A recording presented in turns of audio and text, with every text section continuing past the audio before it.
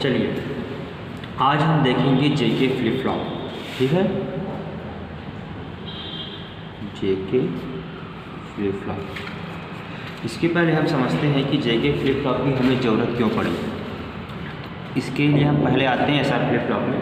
ये हमारे SR flip flop का ब्लॉक डायग्राम है जिसमें दो नैंड गेट लगे हैं। क्यू कॉम्प्लीमेंट हमारा आउटपुट है, एस नाम का इनपुट है, आर नाम का इनपुट है और क्लॉक इनपुट है। ठीक है, एसआर में होता क्या है जनरली कि जब भी ये तो हमें पता है कि 0 0 भी मेमोरी स्टेट में होता है, जब क्लॉक बंद होती है तो मेमोरी स्टेट में होता है। 0 1 पे हमें 0 1 मिलता है, 1 0 पे 1 0 और 1 1 पे नॉट वैलिड। हमारी प्रॉब्लम ये है कि एसआर जो है 1 1 पे नॉट वैलिड स्टेट में चला जाता है और हम चाहते हैं कि ये जो कॉम्बिनेशन है ये हम यूज़ कर पाएँ। इसे सॉल्व करने के लिए हम लोगों ने बनाया था D flip flop. D flip flop क्या करता है, इस कॉम्बिनेशन को ही हटा देता है क्योंकि ये केवल 0 और 1 सिंगल इनपुट पर काम करता है, सिंगल इनपुट पर काम करता है। इसमें लिमिटेशन ये हो जाती है कि हमारे पास केवल या तो 0 है या तो फिर 1 है। ओनली दो कॉम्बिनेशन, दो पॉसिबिलिटीज़ हैं फ्लिप फ्लॉप को चलाने के लिए। इसमें हमारे पास 4 है। हम चाहते हैं कि चारों यूज़ हो और कोई भी इनवैलिड ना हो। इसके लिए हम यूज़ करते हैं जेके फ्लिप फ्लॉप। हम एसआर में कुछ चेंजेस करते हैं जिससे कि जेके बन जाते हैं। जेके की सबसे खास बात होती है कि हम इस 1 1 को भी इसमें यूज़ कर सकते हैं। कैसे यूज़ करते हैं वो देखते हैं। हमने जेके का बनाया ब्लॉक डायग्राम, ये एसआर का ब्लॉक डायग्राम है। फिलहाल ये है आपका एसआर फ्लिप फ्लॉप का block diagram, SR flip flop.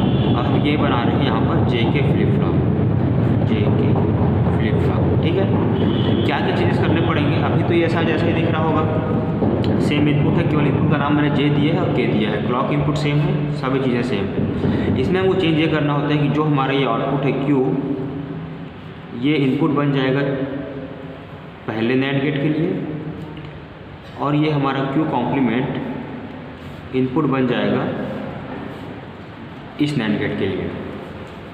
इसे हम बोलते हैं फीडबैक इनपुट। ठीक है, फीडबैक इनपुट बोलते हैं। यहाँ से क्यू कॉम्प्लीमेंट जाता है जे वाले गेट पे और क्यू जाता है हमारे के वाले गेट पे। ये हो जाता है हमारा जे के। ठीक है, क्लॉक इनपुट तो जैसा था वैसे ही रहेगा। जब क्लॉक 0 होता है तो जे और के से हमें कोई मतलब नहीं होता। हमारा जो ये होता है वो क्यू एन स्टेट होता है। क्यू एन बोले तो मेमोरी स्टेट होता है। ठीक है ना। उसके बाद क्लॉक की वैल्यू हम 1 करते हैं। 4 हमारे पास कॉम्बिनेशन है। 0 0 पे भी ये क्या होता है, मेमोरी स्टेट में रहता है। 0 1 पे 0 1, 1 0 पे 1 0। कैसे? क्योंकि इसकी जो वर्किंग है 0 1 1 0 ये बिल्कुल सेम होती है एसआर के जैसे ही। लेकिन जैसे ही यहाँ पर हम 1 1 इनपुट देते हैं तब हम देखते हैं कि इसमें क्या क्या चेंजेस आए हैं। तो हम देखते हैं कि क्लॉक से हमारा 1 जा रहा है, जे से 1 जा रहा है। सिमिलरली यहाँ क्लॉक से 1 जा रहा है, के से 1 जा रहा है।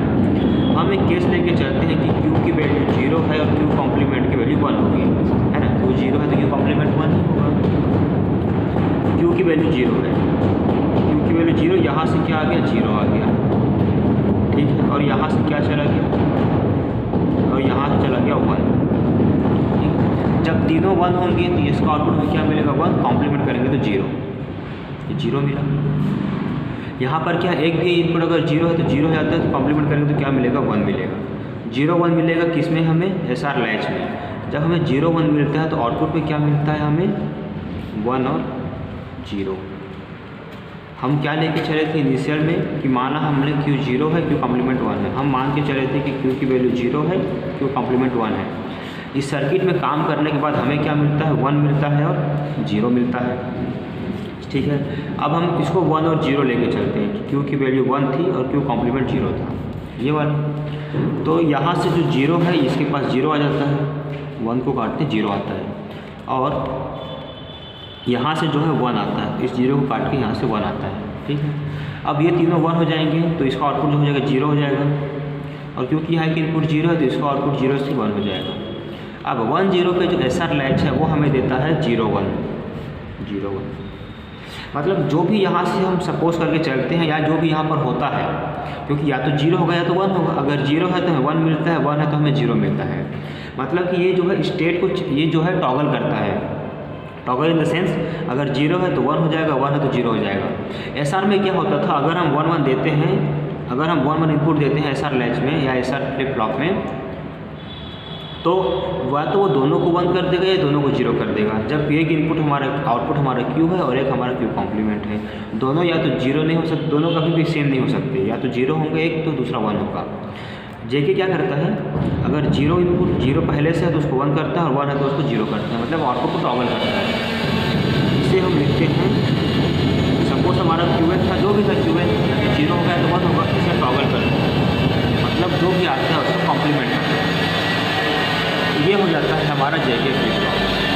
JK फ्लिप फ्लॉप की वर्किंग, अगर क्लॉक 0 है तो मेमोरी स्टेट, QN को हम बोलते हैं मेमोरी स्टेट, और QN कॉम्प्लीमेंट मेमोरी में जो भी है उसे टॉगल कर देता है या उसे रिवर्स कर देता है, तो ये हो जाता है टॉगल, इसे बोलते हैं टॉगल आउटपुट। तो ये हो गया हमारा JK। अब इसके बाद हम देखते हैं JK का कैरेक्टरिस्टिक टेबल एंड अब हम देखते हैं इसके जो 4 टेबल बनेंगे वो कैसे बनेंगे। Clock truth table with respect to next state, characteristic table और एक्साइटेशन टेबल। सबसे पहले आते हैं ट्रूथ टेबल में। क्लॉक 0 है, JK से वैल्यू नहीं होती, ये होता है आपका मेमोरी स्टेट, ठीक है। 1 पे 0 0 देने पे भी सेम होता है ये मेमोरी स्टेट। 1 0 1 पे 0 1 1 1 0 पे 1 0 और 1 1 1 पे टॉगल करता है। अब इससे हम बनाएंगे क्या, truth table with respect to next state. Clock की वैल्यू 0 है, J और K से मतलब नहीं, 1 1 1 1 0 0 होंगे, या तो 0 1 होंगे, या तो 1 0 या तो 1 1। इसमें इस कंडीशन में क्या है, मेमोरी है, तो QN+1 को हम क्या बोलेंगे, प्रीवियस स्टेट। इस कंडीशन में मेमोरी है, ये भी प्रीवियस स्टेट। 0 1 पे 0 1, मेन आउटपुट हमारा क्या है 0, तो 0 1 0 पे 1, मेन आउटपुट हमारा 1, और 1 1 पे टॉगल मतलब जो भी पहले था उसका कॉम्प्लीमेंट। ये हो गया हमारा truth table with respect to next state, ठीक है। अब आते हैं कैरेक्टरिस्टिक टेबल में। हमारे पास जो QN होता है, ये जो स्टेट होता है, ये हमारे पास इनपुट के रूप में जाता है, हमारे पास 3 इनपुट हो जाते हैं, J हो जाता है, K हो जाते हैं और QN हो जाता है। 3 है तो 3 पॉसिबिलिटीज, 0 0 0 0 0 1 0 1 0 0 1 1 1 0 0 1 0 1 1 1 0 और 1 1 1, 8 कॉम्बिनेशन, ठीक है। अब जब J और K 0 0 होते हैं, ठीक, देखते हैं जब JK की वैल्यू, या इस टेबल से हम बनाते हैं क्या, कैरेक्टरिस्टिक टेबल। JK की वैल्यू 0 0 पे क्या होता है, QN होता है, QN की वैल्यू क्या है 0 है। JK की वैल्यू 0 1 पे क्या होता है 0 होता है। JK 1 0 पे 1 होता है, 1 1 पे टॉगल करता है, मतलब QN का कॉम्प्लीमेंट। तो QN क्या है 0, तो यहाँ क्या आ जाएगा 1। फिर 0 0 पे क्या है QN क्या है 1 है। 0 1 पे 0 है, 1 0 पे 1 होता है, और 1 1 पे टॉगल करता है, तो ये 1 पे क्या हो जाएगा 0। ये हो गया हमारा कैरेक्टरिस्टिक टेबल। अब आते हैं excitation table. QN+1 with respect to JK होता है, ये 4 कॉम्बिनेशन 0 0 0 1 1 0 1 1। इस टेबल से बनाएंगे, इस टेबल को रिड्यूस करेंगे हम लोग। अब देखते हैं आगे, QN और QN+1 0 0 कहाँ पर है, एक तो यहाँ पर है, QN और QN दोनों 0 हैं, और उसके बाद जस्ट नीचे वाला ये वाला, ये QN भी 0 है, QN+1 भी 0 है, सेम। इसमें J की वैल्यू क्या है 0 0, K की वैल्यू 0 1। K चेंज हो रहा है, J चेंज नहीं हो रहा है, तो J में क्या होगा 0 और K में क्या आ जाएगा डोंट केयर। अब आते हैं 0 1, QN की वैल्यू 0, QN+1 1, QN की वैल्यू 0, QN+1 1, ये वाला कॉम्बिनेशन 0 और 1 0 और 1। इस केस में क्या हो रहा है, J की वैल्यू 1 है और K की वैल्यू चेंज हो रही है, तो J तो 1 हो जाएगा, K क्या हो जाएगा डोंट केयर।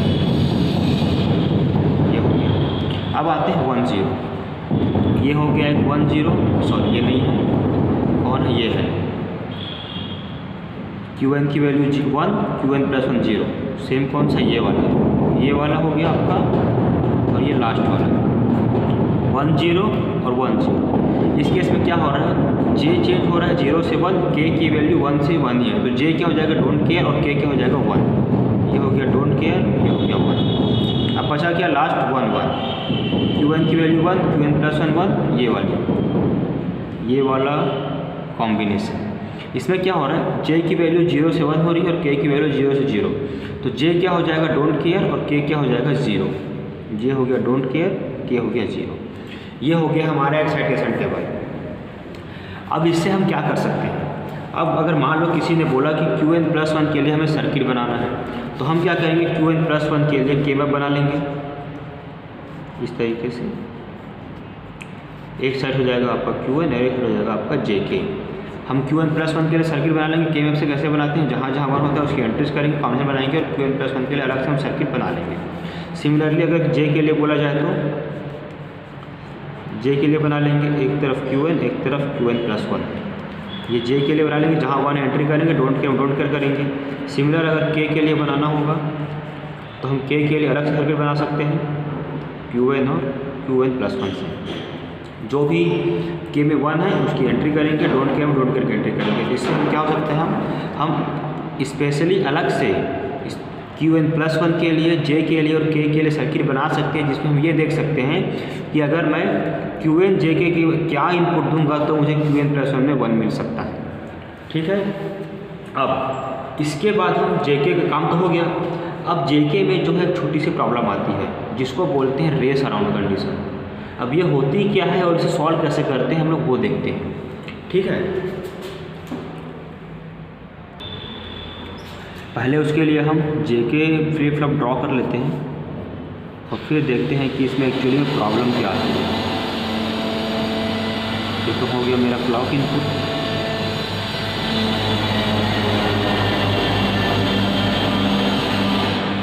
ये हो गया मेरा क्यू, ये हो गया मेरा क्यू कॉम्प्लीट,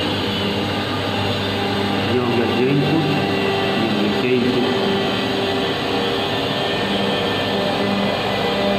क्यू जाएगा यहाँ, क्यू कॉम्प्लीमेंट आएगा यहाँ, बन गया मेरा जे के। अब हम एक चीज़ देखते हैं कि जो ना 1 1 जब हम देते हैं इसे, हमारे पास एक क्लॉक है, क्योंकि क्लॉक सिग्नल देता है 0 या 1 के फॉर्म में। 0 देगा तो नहीं चलता, 1 देगा तो हमारा सर्किट चलता है। ये हो गया मेरा क्लॉक, इसका मतलब है 0 और इसका मतलब है 1।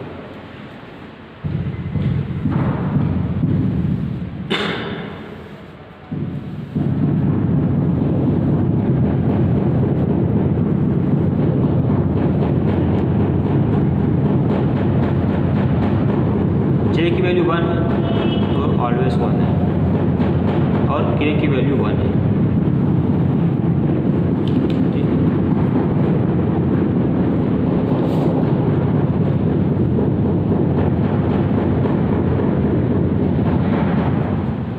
या फिर क्यू एन प्लस 1। ठीक, ये हमारा आउटपुट है। होता क्या है, क्लॉक जो है इतने समय के लिए 1 होता है, फिर 0 हो जाता है, फिर इतने समय के लिए 0 होता है, फिर 1 होता है, फिर इतने समय के लिए 1 होता है, फिर 0 होता है, इतने समय के लिए 0 होता है। ये जो इसका टाइम पीरियड है, ये है इसका पूरा time period T time. T time बोले तो मान लो कि 1 सेकंड हो गया, 1 सेकंड में ये आधे सेकंड के लिए 1 होता है और आधे सेकंड के लिए 0 होता है। वैसे ही आधे सेकंड के लिए 1, आधे सेकंड के लिए 0, तो हम इसको टी मान के चलते हैं। ठीक है, ये जो होता है टी जो है हमारा टाइम है, टी टाइम में ये 0 से 1 होता है, एक साइकिल अपना पूरा कर लेता है। ठीक, अब 0 पर तो हमारा सर्किट काम नहीं करता, 1 जैसे ही 1 होता है तो मेरे सर्किट को क्या हो गया, क्लॉक 1 मिला। क्यू की वैल्यू स्टार्टिंग में क्या है 0 और यहाँ पे क्या है 1। ठीक है, और जे के को हमने क्या दिया, 1 1 दिया, जे को 1 दिया, के को 1 दिया, ये फिक्स है मेरा। ये इनपुट इसके पास आया 0 बन के, और ये इनपुट 1 है, ये 1 बन के इसके पास आएगा, और ये जो 0 है वो 0 बन के यहाँ पर है। क्लॉक तो मेरा 1 है, अभी 1 है, कितने देर के लिए 1 है, लगभग इतने समय के लिए। अब होता क्या है, मेरा जो सर्किट है वो इतना फास्ट होता है कि वो इतने समय में ही कई बार आउटपुट दे चुका होता है। जैसे कि यहाँ से 1 आया, यहाँ से 1 आया, और यहाँ से भी क्या आ गया, 1 आ गया, तीनों 1 हो गए तो 1 आएगा, आउटपुट में क्या आ जाएगा 0, और यहाँ से एक 0 है तो इसका आउटपुट क्या आ जाएगा 1। 0 1 पे क्या करेंगे, टॉगल करेंगे, 1 और 0 हो जाएंगे। ठीक है, अब ये ऐसा था कि अगर मेरे पास 0 1 है तो 1 0 होना चाहिए एक बार जब मैंने क्लॉक सिग्नल दिया, बट ऐसा होता नहीं है। ये सर्किट क्या करता है, एक ही बार में कि 4 या 5 या इससे कहीं ज़्यादा बार चल चुका होता है। अब इसके पास क्या 1 0, अभी घड़ी हमारा जो क्लॉक है वो क्या 1 पे रुका हुआ है, अभी 1 अभी आगे बढ़ रहा है, धीरे धीरे अपने समय में आगे बढ़ रही है। उस बीच क्या होगा कि ये फिर से क्या करेगा, इस 1 को सप्लाई कर देगा यहाँ पर और इस 0 को सप्लाई कर देगा यहाँ पर। अब क्या हो गया, ये तीनों 1 हो गए तो ये 1 हट के 0 हो जाएगा, ये 0 हट के 1 हो जाएगा। 0 1 पे क्या हो जाएगा, ये फिर से क्या हो जाएगा 0 1 हो जाएगा। अभी भी मेरा क्लॉक जो है यहाँ तक ही पहुँचा है, मेरा पूरा क्लॉक का 1 अभी ख़त्म नहीं हुआ है, तो क्लॉक अभी सिग्नल दिए जा रहे हैं क्योंकि कुछ टाइम पीरियड के लिए 1 होता है। ये क्या करेगा, इस 0 को सप्लाई कर देगा वापस से यहाँ पर और इस 1 को सप्लाई कर देगा यहाँ, फिर से ये क्या हो जाएगा, ये 0 हो जाएगा, ये 1 हो जाएगा और आउटपुट में क्या मिल जाएगा 1 और 0। मतलब मेरा क्लॉक का आधा साइकिल अभी पूरा नहीं हुआ है, उतने में ही ये सर्किट जो है अभी तक 4 बार टॉगल कर चुका है। ऐसे में मैं नहीं बता सकता कि मुझे आउटपुट एक्चुअली मेरा आउटपुट है क्या और प्रीवियस स्टेट मेरा क्या था, क्योंकि मान लो हमारा प्रीवियस स्टेट 0 1 था और ये जो सर्किट है एक ही क्लॉक सिग्नल में 5 बार चल गया तो मुझे वापस 0 1 मिलेगा। तो होता क्या है, जो हमारा Qn+1 होता है अभी तो ये चल नहीं रहा है, क्लॉक सिग्नल 0 था, जैसे ही क्लॉक सिग्नल 1 हुआ ये चला, इसने टॉगल किया, 0 से 1 किया, 1 से 0 किया और फिर से चला 0 1 1 0 किया, फिर से चला 0 से 1 किया, 1 से 0 किया, 0 से 1 किया, 1 से 0 किया, 0 से 1 किया, ये हो गया, वापस आ गया। अब क्लॉक मेरा 0 हो गया तो ये नहीं चलेगा, सर्किट बंद हो जाएगा क्लॉक 0 पे। जैसे ही क्लॉक फिर से 1 हो, ये फिर से टॉगल करना शुरू कर देगा जल्दी जल्दी, ऐसे 0 से 1 1 से 0 0 से 1 1 से 0, ये मेरा Q आउटपुट है ना, Q है ये मेरा, जिसको कि चेंज करे जा रहा है। जैसे फिर 0 हो जाएगा, सॉरी यहाँ पे ड्रॉ करना भूल गया, तो ये कुछ नहीं, ये 0 है पूरा, ठीक है, ये 0 हो गया। फिर से मेरा सिग्नल 1 होगा, ये फिर से 1 होगा, फिर टॉगल करना शुरू कर देगा। तो ये जो है ना, इसे हम बोलते हैं रेस। क्या हो रहा है, जो आउटपुट है ना रेस लगा रहे हैं आपस में ही, पहले 0 आया, फिर 1 आ गया, फिर 1 आया, 0 आ गया, 0 से 1 आ गया, 1 से 0 0 से, ये कंटिन्यू चलते रहेगा। कब तक, जब तक कि मेरा जो सिग्नल है वो 1 रहेगा। कुछ समय के लिए 1 रहता है, क्योंकि अगर मैं पूरे टाइम को t बोलता हूँ तो आधे टाइम को मैं क्या बोलूँगा, t/2 बोलूँगा। तो t/2 टाइम में इसे चलना चाहिए था एक बार, पर ये चलता है कितनी बार, एक से ज़्यादा बार चलता है, बोल सकते हैं। हम इसी प्रॉब्लम को बोलते हैं race around condition. Race around condition मतलब आउटपुट टॉगल कर रहा है, हम चाहते थे कि टॉगल करे, बट ये इतनी बार कर रहा है जितनी बार हम नहीं चाहते थे। हम चाहते थे कि t/2 टाइम में ये केवल एक बार करे, बट ये एक से ज़्यादा बार करता है। इसके कारण हम आउटपुट डिसाइड नहीं कर पाते कि एक्चुअल में हमारा आउटपुट था क्या। इस प्रॉब्लम को हम बोलते हैं रेस अराउंड कंडीशन। अब इसे सॉल्व करने के 3 तरीके होते हैं, ठीक है। रेस अराउंड कंडीशन को सॉल्यूशन देखा जाए तो इसके होते हैं 3 तरीके, ठीक है। पहला होता है, ठीक है, देखो 3 सॉल्यूशन क्या क्या होते हैं। इसके लिए पहले समझते हैं कि मान लो इसको 0 से 1 होने में केवल एक बार चलने में कितना समय लगता है, t डेज समय लगता है। जो भी समय होगा t/2 का मतलब होता है कि इतने देर के लिए घड़ी मेरा 1 होता है और इतने देर के लिए 0 होता है। और t डेज का मतलब है कि इतने देर में मेरा जो आउटपुट है वो 0 से 1 या तो 1 से 0 हो जाता है, एक बार टॉगल करता है। तो अगर मैं t/2 को छोटा कर दूँ t डेज से, मतलब जो मेरा घड़ी का समय है, क्लॉक का जो टाइमिंग है वो t डेज से कम हो जाएगा, तो मेरा काम हो जाएगा। क्योंकि अगर इसे 0 से 1 होने में जो समय लगता है वो ज़्यादा होगा t/2 से, इससे भी ज़्यादा समय अगर उसे लगता है तो मेरा काम तो हो जाएगा। अभी क्या हो रहा है, ये जो समय है ये इससे कम है, इतने टाइम पीरियड में ये 8 से 10 बार टॉगल कर लेता है। पर अगर इसे टॉगल करने का टाइम अगर हम बढ़ा दें कि मान लो आधा सेकंड में तो ये 1 रहता है और इसको टोटल होने में 1 सेकंड लगता है एक बार चलने में, तब तो मेरा काम हो जाएगा। तो मैं क्या करता हूँ, t/2 को छोटा कर देता हूँ t डेज से, ठीक है। दूसरा क्या है, हमारा जो ये चल रहा है, ये जो सर्किट हमारा चल रहा है, ये चलता है कि इसमें लेवल ट्रिगरिंग पे है। इस तरह से जब तक 1 है तब तक चलता रहेगा, जब तक 0 तब तक बंद रहेगा, फिर जब तक 1 तब तक चलता रहेगा। मतलब ये लेवल ट्रिगर पर चल रहा है। हम इसे बना देते हैं क्या, एज ट्रिगरिंग, एज ट्रिगर्ड। मतलब ये क्या हो, जैसे ही 0 से 1 होगा सर्किट चलेगा और जब तक ये 1 रहेगा तब तक ये बंद रहेगा। हमको उससे मतलब नहीं है कि 1 है कि नहीं है। जैसे ही 0 से 1 हुआ, ये एक बार चला, काम खत्म। 1 है कोई मतलब, 1 से 0 हो गया, सर्किट बंद हो गया। फिर 0 है, जैसे ही 0 से 1 होगा फिर मेरा सर्किट चलेगा एक बार में, एक बार टॉगल हो पाएगा ये, है ना। तो हम क्या करेंगे, इसको बना देंगे एज ट्रिगर। ये केवल 0 से 1 जैसे ही कन्वर्ट होता है, जैसे ही हमारा क्लॉक सिग्नल देता है 0 से 1 हो गया है, कितनी देर के लिए 1 है हमें उससे कोई फर्क नहीं पड़ता। जैसे ही हमने देखा कि क्लॉक जो 0 से 1 हुआ, हमने क्या कर दिया, उसे एज ट्रिगर बना दिया। ठीक है। तीसरा होता है एक मास्टर स्लेव फ्लिप फ्लॉप या फिर master slave configuration. Master slave configuration लगा देंगे इसके ऊपर। इससे ये क्या होगा, एक क्लॉक साइकिल में एक ही बार ये टॉगल करेगा। ठीक है।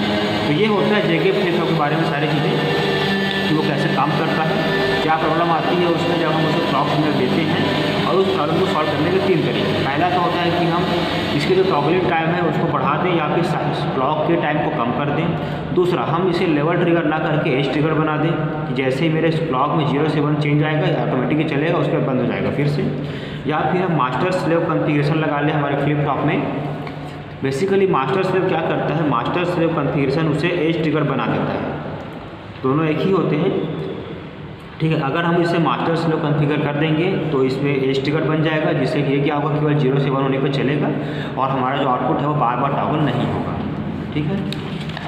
तो यहाँ हमारा समाप्त होता है जेके फ्लिप फ्लॉप।